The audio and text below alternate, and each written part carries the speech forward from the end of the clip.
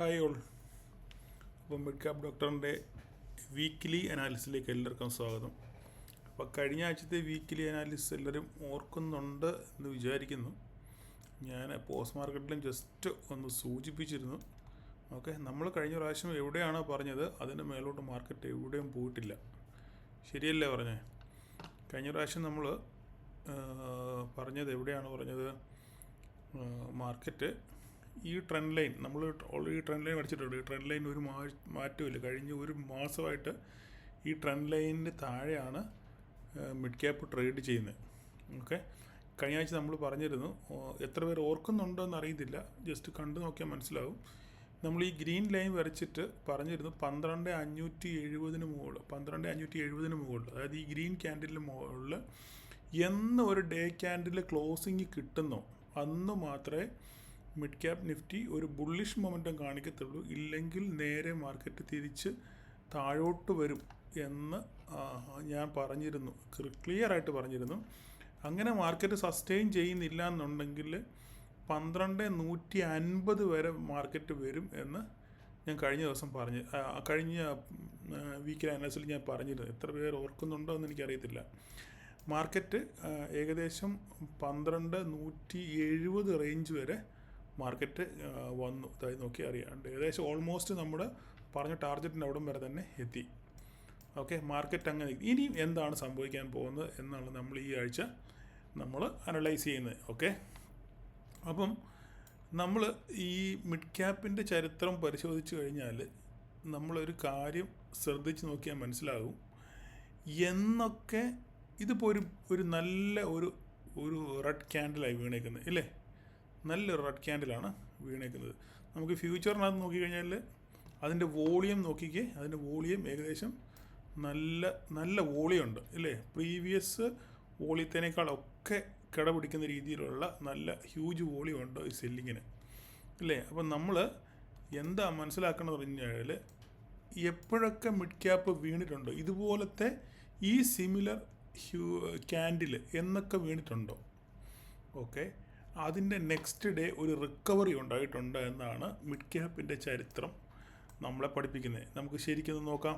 നോക്കിക്കേ, ഇവിടെ നോക്കിയേ, ഇവിടെ ഒരു ഹ്യൂജ് ക്യാൻഡിൽ വീണു. നെക്സ്റ്റ് ഡേ എന്ത് ചെയ്തു? ഒരു റിക്കവറി ഉണ്ടായി. ഇവിടെ ഒരു റിക്കവറി ഉണ്ടായി. ഇവിടെ ഇത് വേണ്ട പോട്ടെ, ഇത് നോക്കാം. ഇവിടെ ഒരു ഹ്യൂജ് ക്യാൻഡിൽ ഉണ്ടായി, ഇവിടെ ഒരു റിക്കവറി ഉണ്ടായി. ഇവിടെ ഒരു ഹ്യൂജ് ക്യാൻഡിൽ ഉണ്ടായി, ഇവിടെ ഒരു റിക്കവറി ഉണ്ടായി നെക്സ്റ്റ് ഡേ ഇല്ലേ? പിന്നെ നോക്കിക്കേ, ഇവിടെയൊക്കെ നോക്കി, ഇവിടെ ഒരു ക്യാൻഡിൽ റിക്കവറി, ഇവിടെ റിക്കവറി, ഈ വലിയ ഹ്യൂജ് ക്യാൻഡിൽ വീണു. ഇത് നമ്മുടെ ഇലക്ഷൻ്റെ അന്നത്തെ ക്യാൻഡിലായി. അന്ന് നെക്സ്റ്റ് ഡേ അന്ന് ഞാൻ പറഞ്ഞിരുന്നു റിക്കവറിക്ക് ചാൻസ് ഉണ്ടെന്ന്. Next day recovery. ഇവിടെ നോക്കി ഒരു ക്യാൻഡിൽ വീണ്, നെക്സ്റ്റ് റിക്കവറി. അങ്ങനെയാണെങ്കിൽ ഇവിടെ നോക്കി ക്യാൻഡിൽ അതിന് നെക്സ്റ്റ് ഡേ റിക്കവറി. അങ്ങനെയാണെങ്കിൽ ഇവിടെ ഒരു റിക്കവറി ഉണ്ടാകാനുള്ള ചാൻസസ് 50-50 കാരണം ഇപ്പോഴത്തെ മാർക്കറ്റ് സെൻറ്റിമെൻറ്റ്സ് വെച്ചും നമുക്കിപ്പോൾ ഒരു ഇവൻ്റ് നമ്മുടെ മുന്നിലുള്ളത് കൊണ്ടും, അതായത് ബജറ്റിൻ്റെ ഒരു ഇവൻ്റ് നമ്മുടെ മുന്നിലുള്ളത് കൊണ്ടും നാളെ തിങ്കളാഴ്ച നമ്മളൊരു സെല്ലിങ് തന്നെയാണ് പ്രതീക്ഷിക്കുന്നത്. എന്നാൽ ചരിത്രം നമ്മളോട് പറയുന്നത്, പ്രീവിയസ് ഹിസ്റ്ററി നമ്മളോട് പറയുന്നത്, എന്നൊക്കെ ഇതുമാതിരിയുള്ള ഫോൾ വന്നിട്ടുണ്ടോ അന്നൊക്കെ അതിന് നെക്സ്റ്റ് ഡേ ഒരു റിക്കവറി വരാറുണ്ട്. അതിന് നെക്സ്റ്റ് ഡേ ശേഷം വീക്കിലല്ലേ ഞാൻ പറഞ്ഞത്, നെക്സ്റ്റ് ഡേ പിന്നെ ഒരു റിക്കവറി ഉണ്ടാകാറുണ്ട്. പിന്നെ താഴോട്ട് പോകുന്നു, പിന്നെ മാർക്കറ്റാണ് തീരുമാനിക്കുന്നത്. ഓക്കെ, അപ്പം പക്ഷേ ഈ നാളത്തെ സിനാരിയോയിൽ നാളെ അത് ഈ പറയുന്ന ഈ ചരിത്രം ഒരപവാദമാകാൻ സാധ്യതയുണ്ട്. എന്ന് വെച്ച് കഴിഞ്ഞാൽ അങ്ങനെ തന്നെ സംഭവിക്കാൻ ചാൻസസ് 50-50. ഓക്കെ, ഇപ്പോൾ നമ്മൾ ഹിസ്റ്ററി നോക്കിക്കഴിഞ്ഞാൽ 100% അങ്ങനെ റിവേഴ്സൽ വരണം.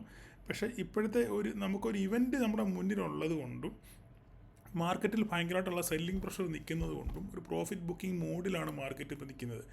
ആ മൂഡ് അങ്ങനെ ആയതുകൊണ്ടും ഒരു സെല്ലിങ്, ഈ റിക്കവറിക്ക് പകരം വീണ്ടും ഒരു ഫർദർ സെല്ലിങ്ങിനുള്ള ചാൻസസ് ഉണ്ട്, റിക്കവറിക്കുള്ള ചാൻസ് ഉണ്ട്. അത് 50-50. ഓക്കെ, അപ്പം നമ്മൾ അതിനെ എങ്ങനെ കൺഫേം ചെയ്യും? മാർക്കറ്റ് താഴോട്ട് വരുമോ അത് മേലോട്ട് പോകുമ്പോൾ നമ്മൾ എങ്ങനെ കൺഫേം ചെയ്യും? അപ്പം അത് നോക്കേണ്ടത് എങ്ങനെയാണെന്ന് വെച്ച് കഴിഞ്ഞാൽ തിങ്കളാഴ്ച മാർക്കറ്റ് ഓപ്പൺ ആകുമ്പോൾ മേ ബി ഗ്യാപ്പ് ഡൗൺ ആയിരിക്കാം ഉണ്ടാകാനാണ് ചാൻസ്. ഓക്കെ, അങ്ങനെ ഗ്യാപ്പ് ഡൗൺ വന്നാൽ കഴിഞ്ഞാൽ ഇൻട്രാഡേ രീതിയിൽ നമുക്ക് പി എടുത്ത് നമുക്ക് എന്തെന്ന് വെച്ച് ചെയ്യാം. ഓക്കെ, പക്ഷേ വീക്കിലി ബേസിസിൽ ഞാൻ പറയുന്നത് അങ്ങനെ ഒരു സെല്ലിങ് വന്നതിന് ശേഷം ഈ 12,150 മുകളിൽ ഒരു ഡേ ക്യാൻഡിൽ, ഒരു green candle, day green candle നമുക്ക് ക്ലോസിങ് കിട്ടിയാൽ, ഓക്കെ, ഈ 12,150 മുകളിൽ നമുക്ക് ഡേ ക്യാൻഡിൽ ക്ലോസിങ് കിട്ടിയാൽ മാർക്കറ്റ് മേ ബി റിവേഴ്സ് ചെയ്യാനുള്ള സാധ്യതയുണ്ട്. മനസ്സിലായല്ലോ ഞാൻ പറഞ്ഞ? ഈ 12,150 മുകളിൽ മാർക്കറ്റ് ക്ലോസിങ് തിങ്കളാഴ്ച ക്ലോസിങ് വന്നാൽ ഫർദർ മൂവിനുള്ള ചാൻസസ് നമുക്ക് തള്ളിക്കളയാൻ പറ്റത്തില്ല. ഇല്ല, ഇതിൻ്റെ താഴെയാണ് ക്ലോസിങ് ചെയ്യുന്നതെങ്കിൽ നമുക്ക് ഫർദർ പിന്നെയും ഒരു ഡൗൺ സൈഡ് ആയിരിക്കും നമ്മൾ കാണേണ്ടി വരിക. അത് നമുക്ക് എവിടം വരെ വരും എന്ന് നമുക്കൊന്ന് നോക്കാം. അത് ഈ നെക്സ്റ്റ് പറയാനാണെന്നുണ്ടെങ്കിൽ നമുക്ക് നെക്സ്റ്റ് മൂവ്മെൻ്റ് എന്ന് പറഞ്ഞു കഴിഞ്ഞാൽ ഇവിടം വരെ വരും. 12,925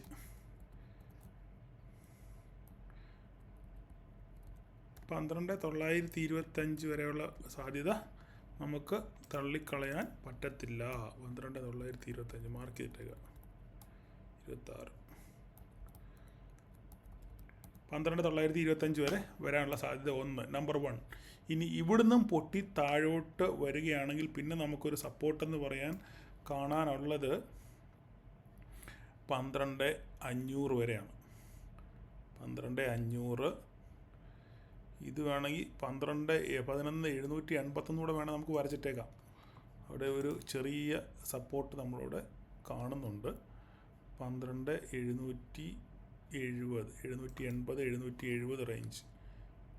ഓക്കെ, നമുക്ക് 700 നോക്കിക്കഴിഞ്ഞാൽ 12,780 ഇട്ടേക്കാം. 12,780.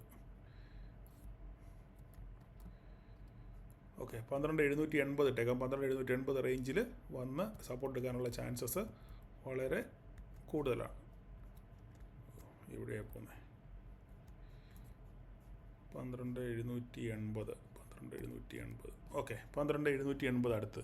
ഇനിയും ഇവിടുന്നും പൊട്ടി താഴോട്ട് വരുവാണെന്നുണ്ടെങ്കിൽ പിന്നെ നമുക്ക് അടുത്ത സപ്പോർട്ട് നോക്കാനുള്ളത് ഇവിടെയാണ്. ഇതാണ് അടുത്ത സപ്പോർട്ട്.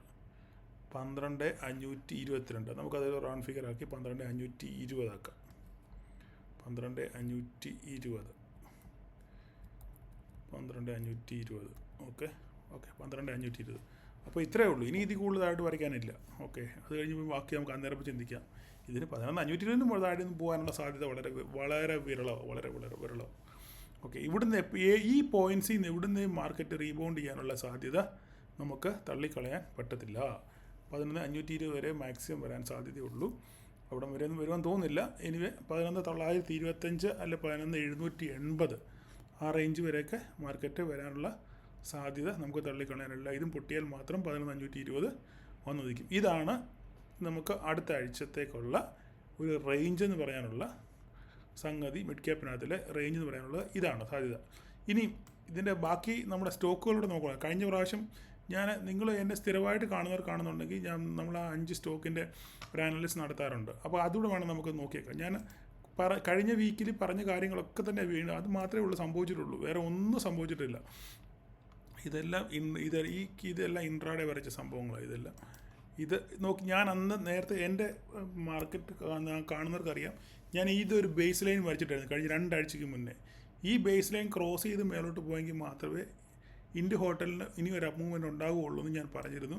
അങ്ങനെ സംഭവിച്ചിട്ടില്ല. ഇവിടുന്ന് മാർക്കറ്റ് റിവേഴ്സ് താഴോട്ട് തന്നെയാണ് വരുന്നത്. ഇങ്ങനെ വരുവാണെന്നുണ്ടെങ്കിൽ ഫസ്റ്റ് സപ്പോർട്ട് എന്ന് പറയുന്നത് ഈ 566, പിന്നെ രണ്ടാമത്തെ സപ്പോർട്ട് എന്ന് പറയുന്നത് 537. മാർക്കറ്റ് അവിടം വരെ വരാനുള്ള സാധ്യതയുണ്ട്. കാരണം പ്രീവിയസ്ലി അങ്ങനെയാണ് വന്ന് റീബൗണ്ട് ചെയ്തിരിക്കുന്നത്. കണ്ടില്ല? അത് നോക്കി ഇവിടുന്ന് വന്നു, പിന്നെ മേലോട്ട് കയറി, പിന്നെ ഇവിടെ റീബൗണ്ട് ചെയ്തു, പിന്നെ ഇവിടെ റീബൗണ്ട് ചെയ്തു.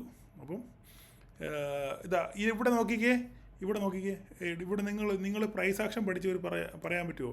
ഇവിടെ ഒരു പ്രൈസ് ആക്ഷൻ ഇവിടെ കാണുന്നുണ്ട്.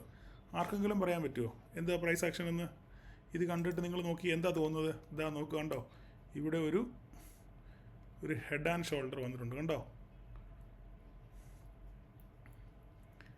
ഒരു ഹെഡ് ആൻഡ് ഷോൾഡർ വന്നിട്ടുണ്ട്. ഇവിടെ വന്നിട്ട് മാർക്കറ്റ് ഇവിടെ താഴെ വരെ പോയിട്ട് നേരെ തിരിച്ച് വന്നു. കണ്ടോ? നമ്മുടെ പ്രൈസ് ആക്ഷൻ. എന്നിട്ട് ഇവിടുന്ന് മാർക്കറ്റ് നേരെ തിരിച്ച് റിവേഴ്സ് കയറി പോയിട്ട് നേരെ മാർക്കറ്റ് തിരിച്ച് വരിക. അപ്പോൾ അങ്ങനെ തിരിച്ച് വരുവാണെന്നുണ്ടെങ്കിൽ ഇത് എവിടം വരെ വരും? വരുവാണെന്നുണ്ടെങ്കിൽ ഫസ്റ്റ് പിന്നെ ഇവിടം വരെ വരും. ഓക്കെ, ഈ സപ്പോർട്ടും പൊട്ടുവാണെന്നുണ്ടെങ്കിൽ പിന്നെ മാർക്കറ്റ് ഇവിടം വരെ വരാനുള്ള സാധ്യത വളരെ കൂടുതലാണ്. ഓക്കെ, ജസ്റ്റ് ഈ പാറ്റേൺ ഞാൻ കണ്ടപ്പോൾ ഞാൻ നിങ്ങളോട് പറഞ്ഞത് മാത്രമേ ഉള്ളൂ. പ്രൈസ് ആക്ഷനെ കാണുന്നവർക്ക് ഞാൻ ജസ്റ്റ് ഇതൊന്ന് കണ്ടപ്പം ഞാൻ നിങ്ങളോടൊന്ന് പറഞ്ഞതേ ഉള്ളൂ. മാർക്കറ്റിനകത്ത് ചാർട്ടിനകത്തിൽ ഒരു ഫോർമേഷൻ കണ്ടില്ലേ, ഹെഡ് ആൻഡ് ഷോൾഡർ. ആ ഹെഡ് ആൻഡ് ഷോൾഡർ നിങ്ങളെ വരച്ച് കാണിച്ചത് മാത്രമേ ഉള്ളൂ കേട്ടോ. അപ്പം ഇങ്ങനെയൊക്കെയാണ് നമ്മൾ ഓരോന്ന് കണ്ടുപിടിക്കുന്നത്. അപ്പം നിങ്ങളും ഇതുപോലൊക്കെ തപ്പിക്കഴിഞ്ഞാൽ നിങ്ങൾക്ക് കാണാൻ പറ്റും. ഓക്കെ, നമ്മൾ സമയം വളരെ കടന്നു പോകുന്നു. ഓക്കെ, അപ്പോൾ അടുത്ത് നമുക്ക് നോക്കാം. ഇന്ത്യ ഹോട്ടൽ കഴിഞ്ഞ് കൊമിൻസിനകത്തിൽ കണ്ടില്ലേ, ഭയങ്കര സെല്ലിംഗ് ആണ് വന്നിരിക്കുന്നത്, ഭയങ്കര സെല്ലിങ്. അത് നമ്മൾ കൊമിൻസ് കഴിഞ്ഞ ആഴ്ച നമ്മൾ പറഞ്ഞിരുന്നു, കൊമിൻസ് ഇതിൻ്റെ മുകളിലോട്ട് പോകാനുള്ള സാധ്യത കുറവാണ്, ഇവിടുന്ന് ഒരു സെല്ലിംഗ് പ്രഷറാണ് വരാനുള്ളത്. അങ്ങനെയാണെന്നുണ്ടെങ്കിൽ ഇതായിരിക്കും ഒരു സപ്പോർട്ടെന്ന് പറഞ്ഞു. ഇനിയിപ്പം അതും പൊട്ടി താഴെ നിൽക്കുകയാണ്. അങ്ങനെയാണെങ്കിൽ നമുക്ക് അടുത്ത സപ്പോർട്ടെന്ന് പറയാൻ ഇവിടം വരെ വരാനുള്ള സാധ്യത, ഇവിടം വരെ വരും. ഈ ക്യാൻഡിലിന് മുകളിൽ വേറെ എവിടെയെങ്കിലും ക്യാൻഡിൽ നമുക്കൊരു സപ്പോർട്ട് വരയ്ക്കാനുണ്ടല്ലോ, അതുകൊണ്ട് ഇതായിരിക്കും, ഈ സംഭവമായിരിക്കും അടുത്ത സപ്പോർട്ട് എന്ന് പറയാൻ ഉള്ളത്. അതിന് മുന്നേ ഒരു റിവേഴ്സൽ കൊമിൻസിൻ്റെ വരുവാണെന്നുണ്ടെങ്കിൽ നമുക്ക് ഇവിടം വരെ വരാനുള്ള സാധ്യതയുണ്ട്. ഈ 2 പോയിൻ്റാണ് നമുക്ക് 3460 റേഞ്ചും 3150 റേഞ്ചും അങ്ങനെ പൊട്ടി താഴെ വരുവാണെങ്കിൽ കൊമിൻസിൻ്റെ വരാനുള്ള സാധ്യത. അടുത്തത് പെർസിസ്റ്റൻസ് സിസ്റ്റമാണ്. അത് വെരി ഓൾ ടൈം ഹൈ ആണെന്ന് ഞാൻ പറഞ്ഞിരുന്നു. നമ്മൾ അന്ന് വരച്ചിട്ട ലൈനാണിത്. അവിടെ നിന്ന് മാർക്കറ്റ് റിവേഴ്സ് പൊട്ടി താഴോട്ട് വരികയാണ്. അങ്ങനെയാണെങ്കിൽ ഫസ്റ്റ് സപ്പോർട്ട് നമുക്ക് ഈ ലൈനായിരിക്കും 4458. അതും പൊട്ടി താഴോട്ട് വരുവാണെന്നുണ്ടെങ്കിൽ പിന്നെ നമുക്ക് നോക്കാനുള്ളത് പിന്നെ വേറെ എന്ന് പറയാൻ നമുക്ക് ഇത് വേണമെങ്കിൽ ഒരു സപ്പോർട്ടായിട്ട് വേണമെങ്കിൽ നമുക്ക് കൺസിഡർ ചെയ്യാം. ഇവിടം വരെ ഇവിടെ കുറേ സപ്പോർട്ടുകൾ ഇങ്ങനെ കാണുന്നുണ്ട്. അപ്പോൾ അങ്ങനെയാണെന്നുണ്ടെങ്കിൽ 4100 വരെയുള്ള വരാനുള്ള സാധ്യത ഉണ്ട്, ഇത് പൊട്ടിയാൽ. ഓക്കെ, അടുത്ത നമുക്ക് ഭാരത് ബോർജ് നോക്കിയാലോ. അത് നോക്കി പറഞ്ഞ പോലെ തന്നെ ഓൾ ടൈം ഹൈയിൽ നിന്ന് നേരെ തിരിച്ചു വരുവാണ്. ഇവിടെ ഒരു ട്രെൻഡ് ലൈൻ ഉണ്ട്. ഈ ട്രെൻഡ് ലൈനിൽ വന്ന് സപ്പോർട്ട് എടുക്കാനുള്ള സാധ്യത കൂടുതലാണ്. അല്ലെങ്കിൽ പിന്നെ അതൊരു ഹ്യൂജ് ഒരു ഡൗൺ ആയിരിക്കും. ഈ പറയുന്ന സംഭവം ഇവിടെ ഒരു സപ്പോർട്ട് നമുക്ക് കാണാൻ പറ്റുന്നുണ്ട്. ഇതൊരു സപ്പോർട്ടാണ്. പിന്നെ ഇതും വേണമെങ്കിൽ ഒരു സപ്പോർട്ടായിട്ട് പരിഗണിക്കാം. ഇവിടം വരെ വരുവാണെന്നുണ്ടെങ്കിൽ ഈ റേഞ്ചിൽ ഇതൊരു റേഞ്ച് ബോണ്ടായിരിക്കും, ഒരു സോണായിരിക്കും. ഈ സോണിലായിരിക്കും നമുക്ക് വന്ന് സപ്പോർട്ട് എടുക്കാനുള്ള സാധ്യത. ഈ ട്രെൻഡ് ലൈൻ പൊട്ടിക്കുവാണെന്നുണ്ടെങ്കിൽ പിന്നെ നമുക്കിവിടെ ഒരു സോൺ ഇവിടെ നമുക്കിങ്ങനെ വരയ്ക്കാൻ പറ്റും. ഇവിടെ ഇങ്ങനെ ഒരു സോൺ, ഈ സോണായിരിക്കും അടുത്ത് കാണാനുള്ള സാധ്യത. ഈ ഒരു സോണിൽ വന്ന് സപ്പോർട്ട് എടുക്കാനുള്ള സാധ്യത ഉണ്ട്. ഓക്കെ, അടുത്ത് ഫെഡറൽ ബാങ്കാണ്. നമ്മൾ ഇതിൻ്റെ വെയിറ്റേജ് അഡ്ജസ്റ്റ് ചെയ്തപ്പോൾ ഫെഡറൽ ബാങ്ക് മേലോട്ട് കയറി വന്നു. ഫെഡറൽ ബാങ്ക് ഓൾ ടൈം ഹൈയിൽ നിന്ന് നേരെ തിരിച്ച് താഴോട്ട് വരികയാണ്. അങ്ങനെ വരുവാണെന്നുണ്ടെങ്കിൽ അടുത്ത സപ്പോർട്ടെന്ന് പറഞ്ഞു കഴിഞ്ഞാൽ ഇതാണ് ഒരു സപ്പോർട്ട് നമ്മൾ കാണും, 189. അത് പൊട്ടിക്കുവാണെന്നുണ്ടെങ്കിൽ നമുക്ക് പിന്നെ പ്രതീക്ഷിക്കാൻ പറ്റുന്നത് 180 റേഞ്ചിലൊക്കെ വരാനുള്ള സാധ്യതയുണ്ട്. അടുത്ത HDFC AMC ഞാൻ പറഞ്ഞിരുന്നു, ഒരു ബോക്സ് വരച്ചിരുന്നു. കുറേ നാളുകൊണ്ട് ഈ ബോക്സിൽ കിടക്കുന്നത് ആർക്കെങ്കിലും ഓർമ്മയുണ്ടെന്ന് അറിയത്തില്ല. തിരിച്ച് HDFC AMC ഈ ബോക്സിനകത്ത് കയറി കഴിഞ്ഞാൽ പിന്നെ ഇതിവിടം വരെ വരാനുള്ള സാധ്യതയുണ്ട്. ഇതിനകത്ത് ഈ ബോക്സിൽ കിടന്ന് കളിക്കാനുള്ള സാധ്യതയുണ്ടെന്ന് ഞാൻ പണ്ടേ പറഞ്ഞായിരുന്നു. ഓർമ്മയുള്ള എത്ര പേരെ ഉണ്ടെന്ന് അറിയത്തില്ല. അപ്പം അതും HDFC AMC ഒരു നെഗറ്റീവ് ട്രെൻഡിലേക്ക് പോവുകയാണ്. ഈ ബോക്സിനകത്താണ് ക്ലോസിങ് ചെയ്തേക്കുന്നത്. അപ്പോൾ ഈ ബോക്സിനകത്ത് കയറിക്കഴിഞ്ഞാൽ ഇതിനകത്ത് ഇങ്ങനെ കൺസോളിഡേറ്റ് ചെയ്യാനുള്ള സാധ്യത ഉണ്ട്. അപ്പോൾ അതും അടുത്ത ദിവസമുള്ള അതിൻ്റെ മൂവ്മെൻറ്റ് നമുക്ക് നോക്കാം. ലൂപ്പിനും ഓൾ ടൈം ഹൈ ആയിരുന്നു, അവിടുന്ന് നേരെ തിരിച്ച് താഴോട്ടാണ് വരുന്നത്. അതിന് ഓൾറെഡി നമ്മൾ വരച്ചിട്ടുണ്ട്. ഇതാണ് മാക്സിമം 1700 റേഞ്ചിലൊക്കെ വരാനുള്ള സാധ്യത ഉണ്ട്. അത് കഴിഞ്ഞ് കഴിഞ്ഞാൽ 1550. അപ്പം ഇത്രയൊക്കെയാണ് നമ്മുടെ മിഡ് ക്യാപ് നിഫ്റ്റിയുടെ രത്ന ചുരുക്കം. നിങ്ങൾക്ക് ഏകദേശം മനസ്സിലായി കാണുന്നു വിചാരിക്കുന്നു. അപ്പോൾ നമ്മളിനിയും ഇത് കഴിഞ്ഞ് ഇനിയിപ്പോൾ നമുക്ക് അടുത്ത ദിവസത്തേക്കുള്ള ഇൻട്രാഡേ ലെവലിലൂടെ നമുക്ക് നോക്കാം തിങ്കളാഴ്ച മാർക്കറ്റ് എങ്ങനെ പോകുന്നു. അതിന് നമുക്ക് 5 മിനിറ്റ് ക്യാൻഡിലോട്ട് പോയി കഴിഞ്ഞാൽ നമ്മളെന്താ സംഭവിക്കുന്നത്, ഇതൊരു മാർക്കറ്റ് ഒരു ഭയങ്കര സെല്ലിംഗ് ആണ് അല്ലേ, ഭയങ്കര സെൽ മോഡിൽ നിൽക്കുകയാണ്. അപ്പം നമുക്ക് ചെയ്യാനുള്ളത് മാർക്കറ്റ് ഇതിന് മുകളിൽ പോവുകയാണെന്നുണ്ടെങ്കിൽ ഇതിന് മുകളിൽ പോവുകയാണെന്നുണ്ടെങ്കിൽ നമുക്ക് ഇവിടുന്ന് ഒരു അപ്പ് മൂവ്മെൻ്റ് എന്ന് പറയാം. ഇല്ല, ഇതിന് താഴോട്ടാണെന്നുണ്ടെങ്കിൽ ഹ്യൂജ് സെല്ലിംഗ് ആയിരിക്കും വരുന്നത്. ഒരു മര്യാദയും കാണത്തില്ല. മാർക്കറ്റ് ഇവിടം വരെ വരാനുള്ള എല്ലാ സാധ്യതയുണ്ട്. 5 മിനിറ്റ്സിന് ഇതിന് മുകളിലാണെങ്കിൽ മാത്രമേ ഉള്ളൂ നമുക്കൊരു പ്രതീക്ഷ. അതും വളരെ ടെമ്പററി ആയിരിക്കും. ഇവിടം വരെയൊക്കെ പോകാനുള്ള സാധ്യതയേ ഉള്ളൂ. നമുക്ക് വേണമെങ്കിൽ വരച്ചിട്ടൊക്കെ കണ്ടാൽ ഇവിടം വരെ ഇതായിരിക്കും ലൈൻ. ഇവിടം വരെ പോകാനുള്ള സാധ്യതയേ ഉള്ളൂ നമുക്ക്. മേലോട്ട് പോവാണെങ്കിലും പോകാനുള്ള സാധ്യത ഇവിടം വരെ ഉള്ളൂ, ഈ ഗ്രീൻ ലൈൻ വരെ.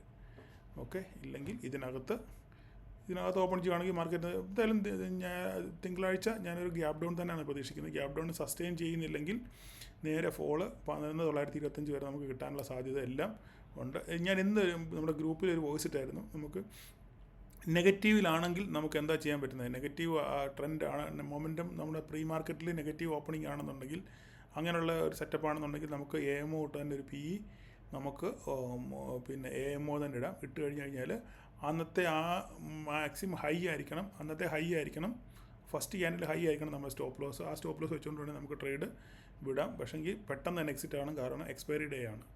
ഓക്കെ, അല്ലെങ്കിൽ നെക്സ്റ്റ് വീക്ക് എക്സ്പയറി നിങ്ങൾക്ക് പരീക്ഷിക്കാം. നെക്സ്റ്റ് വീക്ക് എക്സ്പയറി എടുത്ത് ഹോൾഡ് ചെയ്യുകയാണെന്നുണ്ടെങ്കിൽ മാർക്കറ്റ് വലിയ പ്രശ്നങ്ങൾ വരാതെ, പക്ഷേ ഇച്ചിരി ക്യാപിറ്റൽ വേണം, പക്ഷേങ്കിൽ നമുക്ക് വലിയ റിസ്ക് ഇല്ലാതെ താഴോട്ട് വരുവാണെന്നുണ്ടെങ്കിൽ നമുക്ക് മാക്സിമം ക്യാപ്ചർ ചെയ്യാൻ പറ്റും. അല്ല എക്സ്പയറി ഡേയിൽ ട്രേഡ് ആണെന്നുണ്ടെങ്കിൽ പെട്ടെന്ന് തന്നെ പ്രോഫിറ്റ് ബുക്ക് ചെയ്ത് മാറുക. അല്ല താഴോട്ട് പോകുകയാണെന്നുണ്ടെങ്കിൽ ഓക്കെ, ഇല്ല കൺസോൾട്ടേഷൻ മോഡിലോ വല്ലതും ആണെന്നുണ്ടെങ്കിൽ നമുക്ക് പ്രീമിയം DK വരും, അപ്പോൾ അങ്ങനെ നഷ്ടം വരാൻ സാധ്യതയുണ്ട്. അപ്പം ആലോചിച്ച് കണ്ട് ട്രേഡ് എടുക്കുക. ഓക്കെ, അപ്പം എല്ലാവരും വീക്കിലി അനലിസിസ് കാണാൻ ശ്രമിക്കുക.